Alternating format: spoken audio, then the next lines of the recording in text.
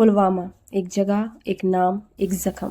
14 फरवरी 2019 एक तारीख जो भारतीय इतिहास के पन्नों में काले अक्षरों में दर्ज है। एक ऐसा हमला जिसने पूरे देश को हिलाकर रख दिया।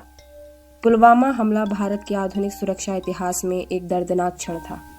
इससे न केवल भारी जनहानि हुई बल्कि भारत और पाकिस्तान के बीच तनाव और भी बढ़ गया। इससे डोमेस्टिक पॉलिटिक्स, स्ट्रेटेजिक पॉलिसीज और इंटरनेशनल डिप्लोमेसी को भी प्रभावित किया।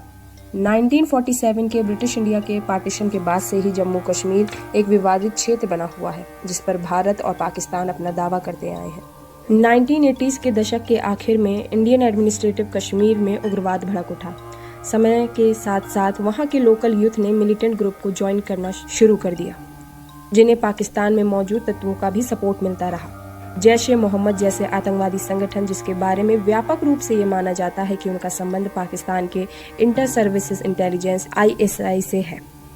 पाकिस्तान में 2002 में बैन होने के बावजूद भी ये समूह अलग अलग तरह से काम करते रहे। ये हमला 14 फरवरी 2019 दोपहर 3:15 पर पुलवामा जिले में स्थित लेथापोरा में हुआ।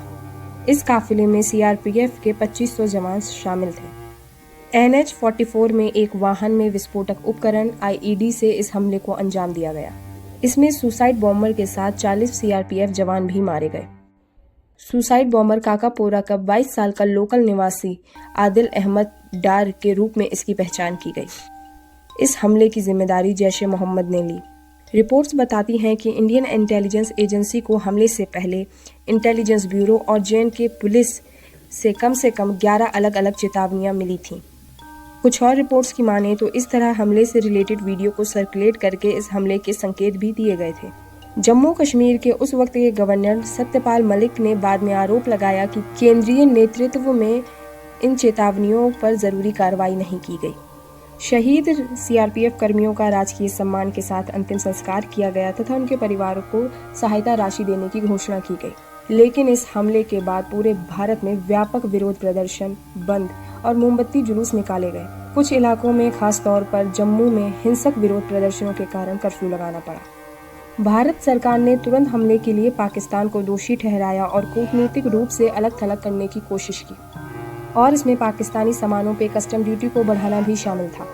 इस हमले की दुनिया भर के देशों और संगठनों ने कड़ी निंदा की। इस हमले की जवाबी बालाकोट एयर स्ट्राइक। 26 फरवरी 2019 को एक महत्वपूर्ण घटना में भारतीय वायुसेना ने नियंत्रण रेखा पार करके पाकिस्तान के बालाकोट में हवाई हमला किया।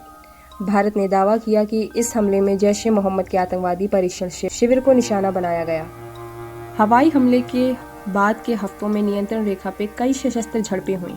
राष्ट्रीय जांच एजेंसी NIA ने जांच का जिम्मा संभाला और जम्मू कश्मीर में स्थानीय पुलिस के साथ मिलकर काम करने के लिए एक टीम तैयार करी।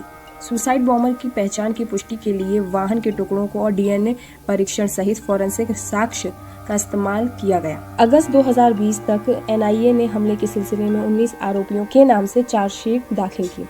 समय के साथ साथ आरोपी मुठभेड़ में मारे गए और कई गिरफ्तार भी हुए। राहुल पंडित द्वारा लिखी गई the lover boy of Bahawalpur जैसी पुस्तकें जांच के बारे में विस्तृत जानकारी प्रदान करती हैं। इसके साथ साथ वो ये भी बताती हैं कि किस प्रकार खुफिया जानकारी और जांच संबंधी विफलताओं ने योगदान किया इस घटना में।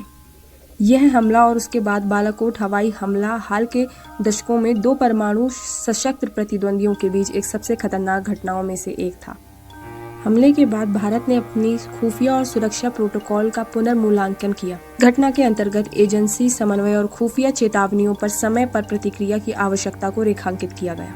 हमले से पहले दी गई अनेक खुफिया चेतावनियों पर ध्यान नहीं दिया गया, जिसके परिणाम स्वरूप खुफिया जानकारी एकत्र करने और विश्लेषण तंत्र में पूर्ण परिवर्तन की मांग की गई। NIA की जांच ने अपनी चुनौतियों के बावजूद आतंकवाद के मामलों में समयबद्ध और पारदर्शी न्यायिक प्रक्रिया की आवश्यकता पर बल दिया।